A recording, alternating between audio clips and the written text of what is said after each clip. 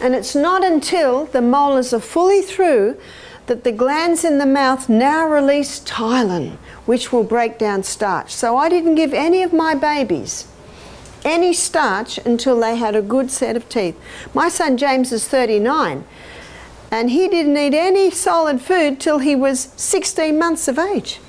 Now, you never hear of such a thing. A lot of parents want to see what will happen.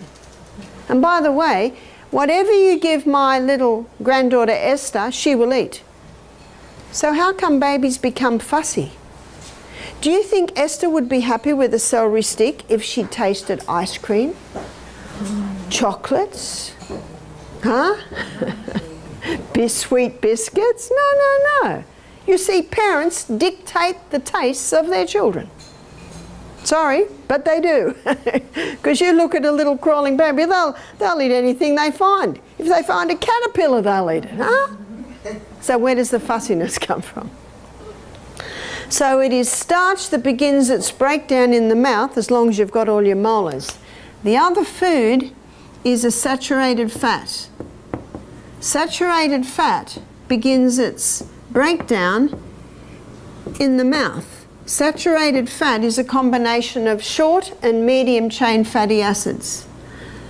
And underneath the tongue there are sublingual glands, and they release lingual lipase. And lingual lipase is the enzyme that breaks down the saturated fat. So saturated fat is unique in that the breakdown begins in the mouth. That's the only digestion that happens in the mouth. But something very important also happens in the mouth, and that's chewing. We've got teeth for a reason. We should chew until our food is almost a liquid. And then the food comes down the esophagus through this little gateway here called the cardiac sphincter and into the stomach. So the stomach is the next organ of digestion, and the stomach is not an alkaline environment, it is an acid environment, and it's very important that it be an acid environment. You see, the folds that line the stomach are like this, and they are lined with gastric glands, and 2/3 of those gastric glands release mucus. And what that does is that provides a thick mucosal wall protecting the stomach about what is released in here. Now what's released here is pepsinogen, and the other enzyme that's released there is hydrochloric acid. Now in an acid environment, pepsinogen and hydrochloric acid unite to release pepsin. And pepsin is the enzyme that breaks down protein.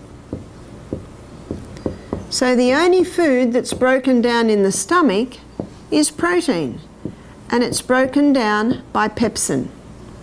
Hydrochloric plays a very important role. You see, hydrochloric acid not only unites with pepsinogen to release pepsin that breaks down the protein, but hydrochloric acid is antifungal, antibacterial. So if any fungus or yeast or bacteria happens to be on the food we're eating, if you've got nice strong hydrochloric acid, it basically annihilates it. And you can see why God meant this union to happen here, because if pepsin was here, pepsin could start breaking down the lining of the stomach.